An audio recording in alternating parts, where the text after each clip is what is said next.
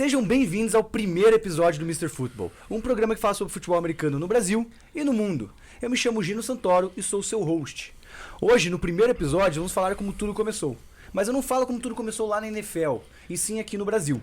E para isso eu trouxe duas pessoas que são especialistas no assunto, não só porque amam futebol americano, mas também porque vivenciaram esse momento.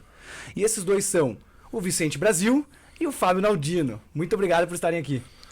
Pô, obrigado, Gino. Obrigado pelo convite, pela referência, né? Acho que você é um cara que sempre se mostrou assim muito parceiro nosso, assim, desde sempre que você entrou no Croco, e também muito referenciando esse começo, assim, que acho que você sempre trouxe com muita importância, assim. Então, obrigado por ter nos chamado aí, esses dinossauros aí, tomara que eu lembre como é que foi esse começo.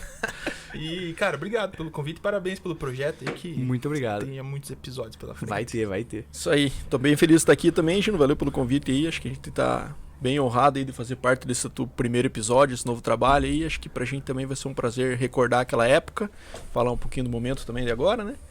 Então, estamos aqui porque se precisar. Pra quem não sabe, os dois são os fundadores do Coritiba Crocodiles, que na época era o Barigui Crocodiles. E eles não pararam de inovar aí. Na verdade, esse projeto veio muito do que eu escutei o podcast de vocês, o Hard Count.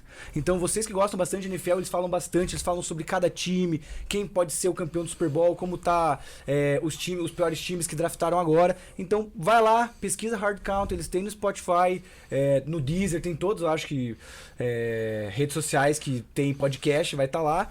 E também no Instagram eles postam bastante coisa. Eu acho que tem sim. Dá pra seguir nossa página no Instagram, lá tem o link com todos os onde ele é divulgado, né? Todos os episódios legal. semanais que a gente faz aí. E eu queria agradecer também nesse primeiro episódio que só foi possível criar esse Mr. Football com o apoio de dois patrocinadores específicos.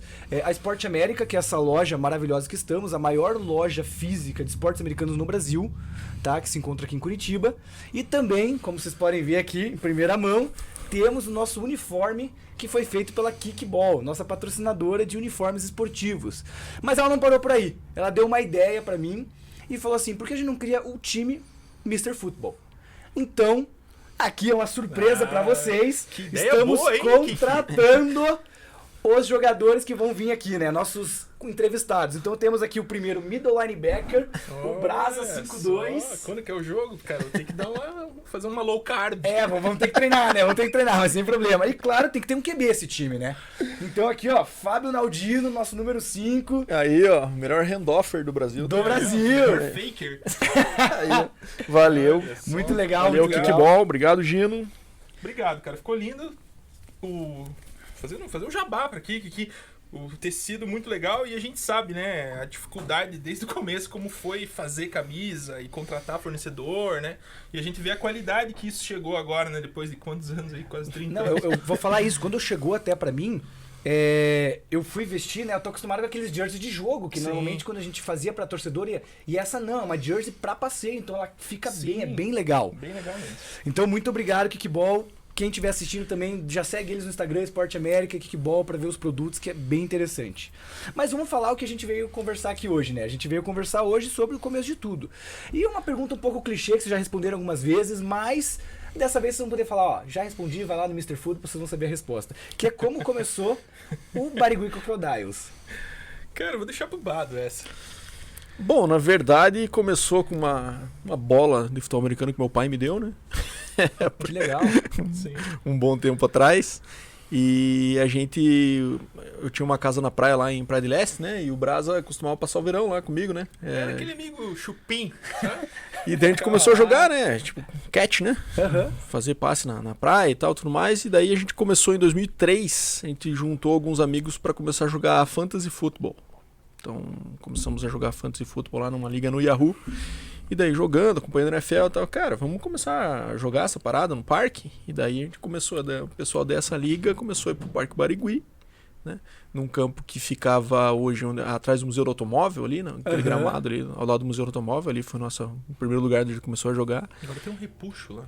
Fizeram uma pracinha. É interessante falar ali. isso, porque eu achava que era atrás do Maggiore, não foi lá que começou. Não, foi do lado do Museu do Automóvel. A gente legal. treinou um bom tempo ali, né, bro? Acho que uns 2, 3 anos.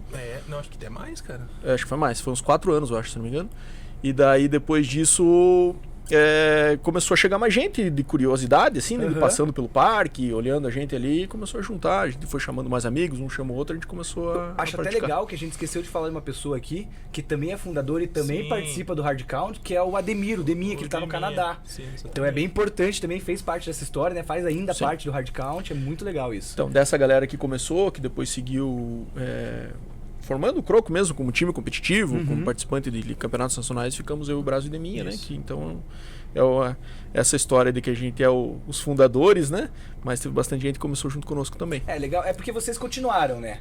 É até legal, pra quem não sabe, o Deminha e o Bado têm a camisa aposentada pelo Crocodiles. O Brasa talvez vai ter, mas é que ele nunca fala que foi aposentado, né? Ele ainda tá jogando, ele fala. todo ano jogador ainda em atividade. E é muito legal, porque assim, ó, eu comecei a jogar quando eu tinha 14 anos, e eu agradeço o Adam Rodrigues, o 89, que é o wide receiver do Crocodiles, hoje presidente, que ele simplesmente começou uma escolinha voluntária, você não pagava nada pra treinar, pra ensinar as crianças. E então eu treinei muito sem pads, né? E aí chega o nosso segundo tópico, por quê? Treinar sem pads é uma coisa, vocês chegaram a jogar sem pads, não jogaram? Nessa época que eu comentei, a gente começou tudo sem pads, né? A gente foi... Os primeiros campeonatos que a gente jogou foram sem pads, né? A gente jogou um sul-brasileiro, que foi 2006, no meio, né? Em 2006, exatamente. Como assim interrompido no meio? Cara, eu não sei o que aconteceu. Na verdade, não lembro.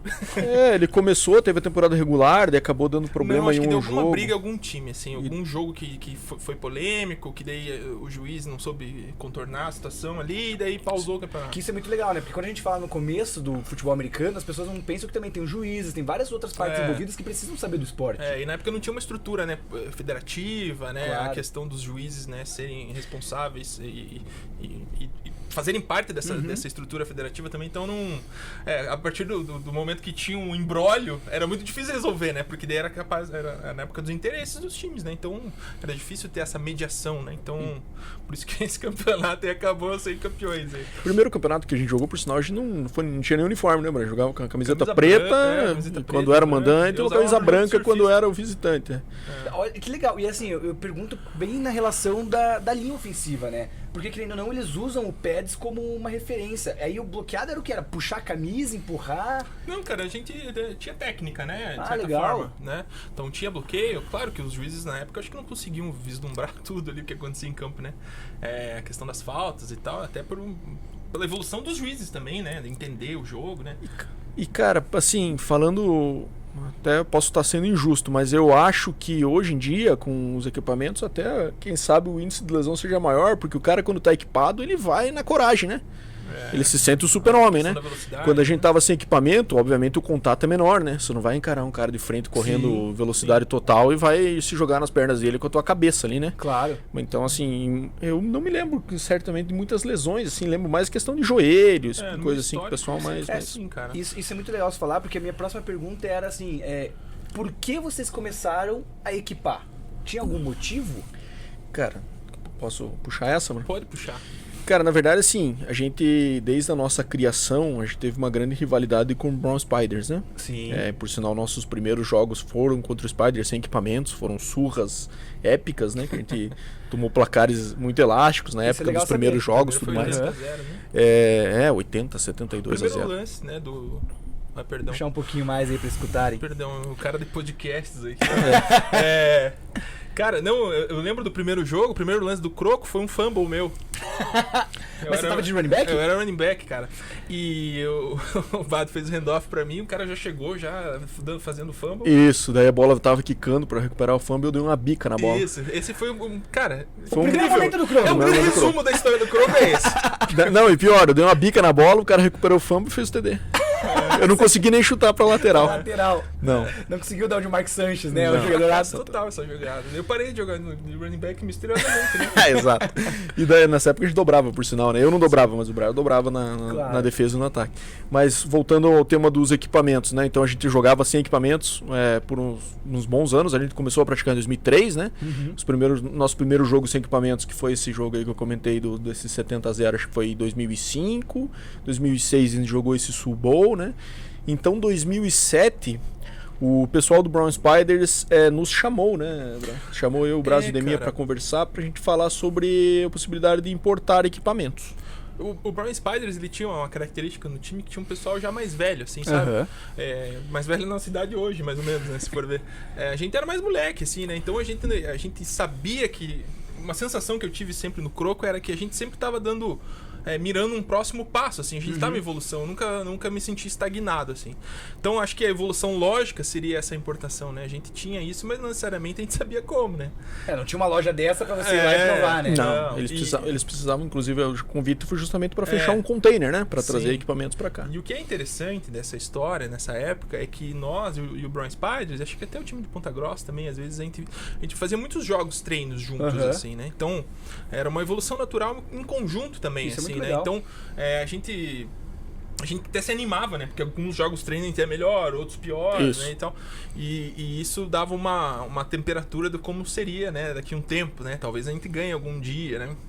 E, cara, e daí, acho que foi uma evolução natural, foi 2007? 2007 eles nos chamaram pra... Foi 2008? Foi 2008, então exatamente. Foi 2007.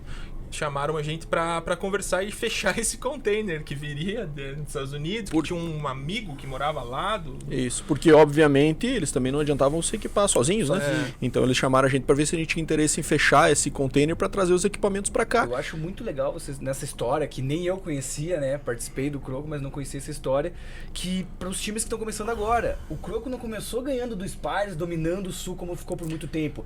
Pelo contrário, teve uma evolução, começaram perdendo, mas não desistiram. Sim, cara, eu acho que isso foi uma fase muito importante da história do Croco, porque a gente aprendeu como era ruim a derrota, né? Porque tem muito time aí que surge já na boa, né? Surge de fusão, já surge vencendo, e quando encara a primeira fase ruim, já Vou fazer uma esquece. pergunta pra vocês sobre o equipamento. Quando chegou o equipamento, você falou que tem mais coragem. As pessoas saíram, vocês falaram, vamos todo mundo sair tipo, se batendo, ou vocês vão treinar usando equipamento? Como foi? Cara, primeiro de tudo, a escolha dos equipamentos já foi um dificultador, né? Porque a gente não tinha um catálogo amplo como a gente tinha, um folhetinho da Ridel lá que o pessoal mostrou. Né? A gente tinha o quê? Uns 3, 4 modelos pra escolher, muito diferente do que a gente vê, inclusive aqui, né? A gente só queria os equipamentos, não tinha, né, como escolher. E daí era um investimento alto também naquela época, né? Então, lógico, naquela época que o kit de shoulder, helmet e 7 pieces, acho que girou em torno de uns 800 a R$1.000 por pessoa. E na época era muito dinheiro, né? Então daí a gente fez esse pedido, esperamos muitos meses pra chegar, porque veio do navio, né? E, cara, quando os caras ligaram pra gente, acho que foi um dos momentos mais felizes que eu tive. Eu lembro que a casa do Deminha tava tomada por capacetes eu e o Deminha fomos buscar lá.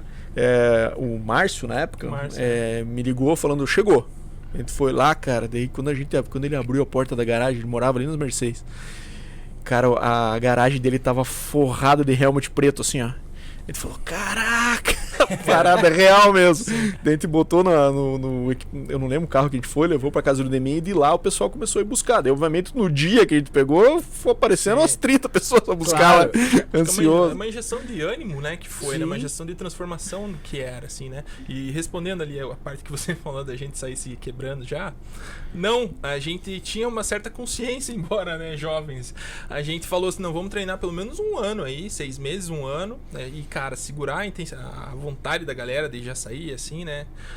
Eu tinha muito receio, assim, de dar algum problema, sabe? Claro. Até por a gente ser responsáveis pelo time e tal.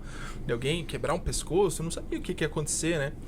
E a gente fechou o time, assim, do tipo, não vamos jogar mais sem pads, né? Era até uma coisa que o Brown Spiders também faria. Que legal. Não vamos jogar, somos os únicos times no Brasil que tem isso, né?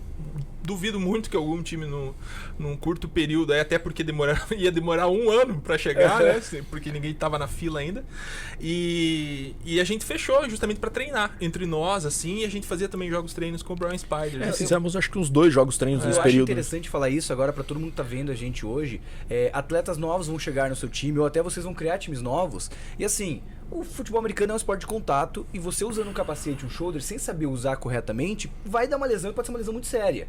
Então assim, tem que ensinar a pessoa a dar o tackle, tem que ensinar uma coisa que eu não sabia antes de jogar futebol, a levar o tackle. Muita gente tem a intenção do quê? De colocar a mão pra trás.